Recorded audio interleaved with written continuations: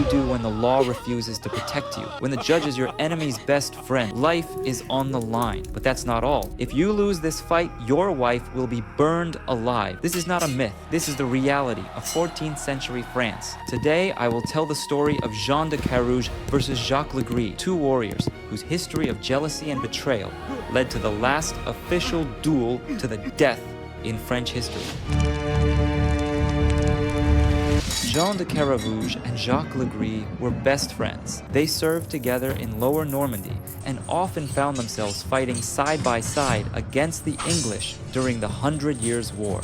Jean even asked Jacques to become the child's godfather when his first son was born. But when their count died, the new ruler, Pierre d'Alençon, began to heavily favor Le Gris, rewarding him with a castle and vast estates. This favoritism made Jean insanely jealous, which quickly destroyed their friendship. But Jean marries a beautiful young noblewoman, Marguerite de Thibouville. But the story takes a different turn. Now Le Gris is the jealous because when the former friends meet at a party, he is instantly attracted to Marguerite.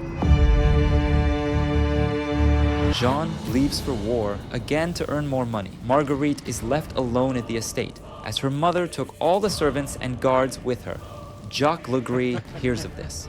He forces his way into the chateau and commits a terrible crime, violating Marguerite's honor. Jean returns and immediately files a criminal case. But here the real madness begins. The judge is Count Pierre d'Alençon, Le Gris' best friend and patron. The case is immediately thrown out. The courts stated that since there were no witnesses other than the two parties, they had no way to determine who was telling the truth. Law failed. Jean demands the last resort, trial by combat. This archaic duel to the death would let God decide who was correct. But the stakes were extreme. If Jean loses, it will mean that God has decided Marguerite was lying, and she would be burned at the stake.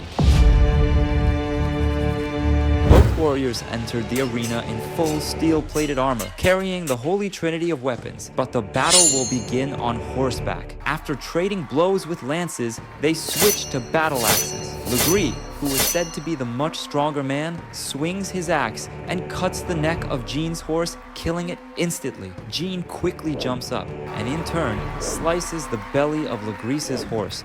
Both men draw their long swords. Le Gris quickly gains the upper hand, finding an opening and stabbing Jean in his right thigh.